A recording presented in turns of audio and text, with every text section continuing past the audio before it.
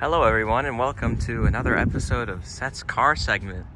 Today we're looking at this, which is a 2017 Mercedes GLS550, and I'm going to show you all why this is an interesting SUV in a world of otherwise boring ones.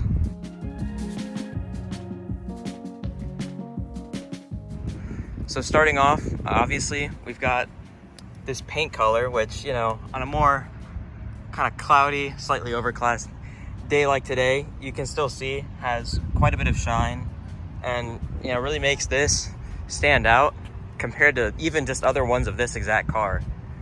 We've also got things like these headlights, which even say LED intelligent light system and do a little dance when you turn them on. You've got this big grille with the big Mercedes star, which is actually basically covered in plastic for radar sensors for stuff like radar guided cruise control, which will control the distance as well as the speed of the car while as you follow others on the highway. We've also got a camera for the 360 cameras. Walking around, as you saw, we have these, which are the 21-inch AMG dual 5-spoke alloy wheels, along with the gigantic drilled rotors. And these are, again, a 21-inch wheel, which is huge for anything, but especially a car like this. Moving around again, we've got more cameras right there for your 360 cameras. These running boards, which help make getting in a little easier, even though it's not that hard to begin with. Again, the 21-inch wheels. And then moving around back, we've got these tail lights, which you can see these little, I guess you could call them fins. These fins in the tail lights, which really just give them kind of a unique look. Again, this is a 550, which I'll get into what this means more in just a bit. And I mean, in general, just looking at this car from any angle. Moving on to the inside of the GLS, we've got this Designo brown quilted leather, which I believe was even a special order option, so finding another one with this is pretty difficult. We've got little touches of wood trim, especially on the steering wheel, which again just adds to how special it feels. Stepping in, again, we've got more wood trim flowing all throughout the interior, even in the back seats, as you see there, which we'll get a better look at in a minute. And then, I mean, you've got your steering wheel with all these controls, paddle shifters, obviously your wiper stalks. This is your gear shift for your 9-speed automatic, which Mercedes has gotten a bit of flack for putting up here, but it frees up the space down here for other things like your cup holders, plugs, and other controls for things we'll get into a little bit later. Starting the car up with the aluminum engine start stop button. You see the gauges do a little sweep and you hear your 4.7 liter bi-turbo V8 rev to life. Closing the doors. Let's turn that off. We've got our infotainment screen, which you can't see very well as it flickers, but you've got this controller down here, which not only has this touchpad at the top that doesn't really work. You've got this dial here, and you can bump it and you can spin it, and that's how you can control things like your navigation, radio, media, telephone, and other vehicle information. And we'll take a quick look at that. So using the dial, we can click over here and it'll load. You can change vehicle settings, some of your seat settings, which can change the bolstering, even turn on massaging, and you can add thigh extension, anything that makes it more comfortable for you.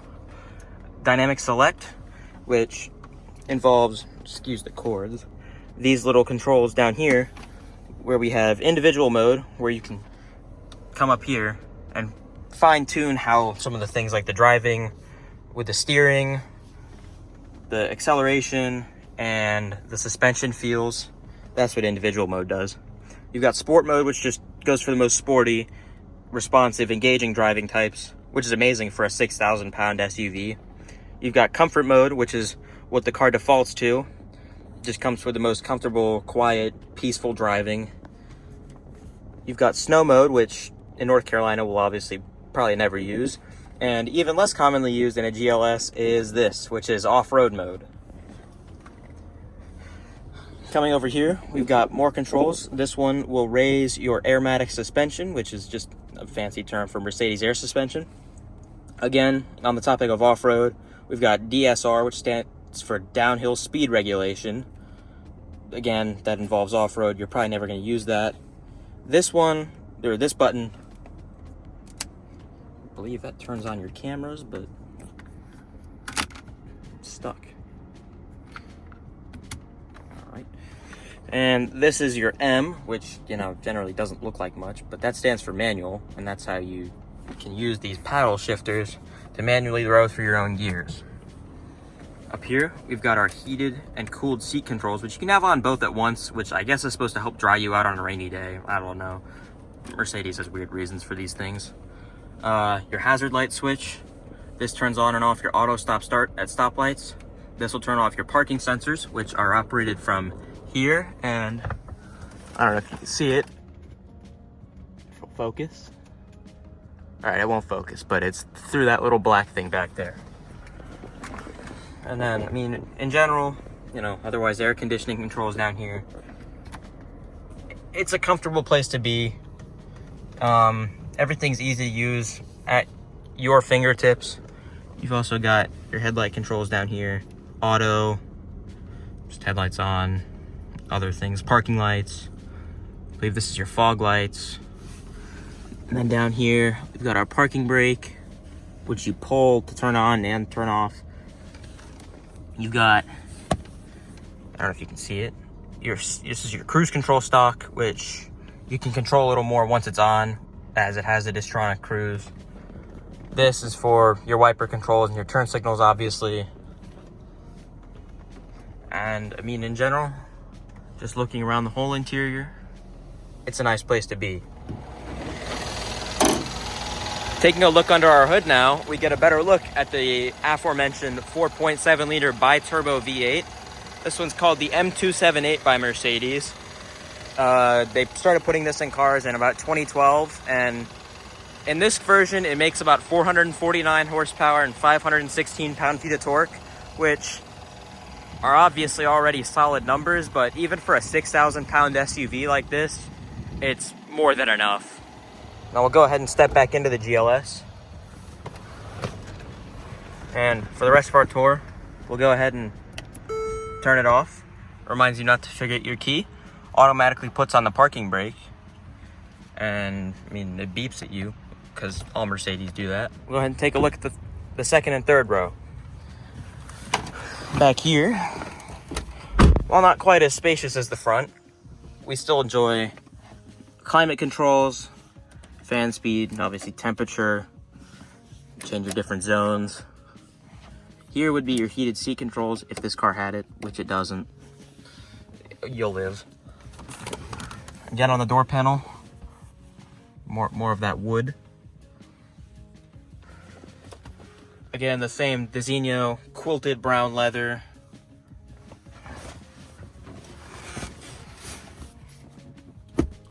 Little armrest with cup holders. But in general, it's a fairly simple second row, sorry. Not much, but still comfortable. And then lastly, perhaps not quite as comfortable, we'll take a look at the third row. But first, let's go ahead and look at the trunk. Which, as you can tell, this car is used every day. So, there's grocery bags and boxes, but that's normal for a car like this. But, I mean, you've got these two buttons, which will fold these third row seats, which I'll demonstrate in just a second. But first, let's go ahead and check those out. So to get into the third row, first of all, you've got to make sure that these headrests are down. Then pull this latch down here and pull this red tether. Your front row seats will move up if they need to, which that one does. Then you've got a big space to step in. And once you're back here, the space, I'm about 6 feet tall. The space isn't great with these fully back. You can move these second row seats up a little bit, and that will improve space because, as you'll see, if I can get this folded down, that's with the second row seat, you know, in a different angle. But if I, bear with me here.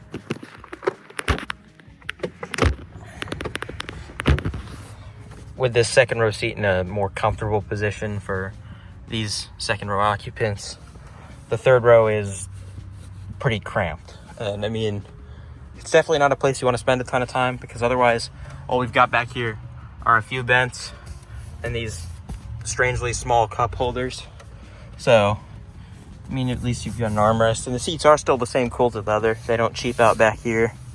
But as I said, it's not really a place you're going to want to spend a ton of time, so I won't either.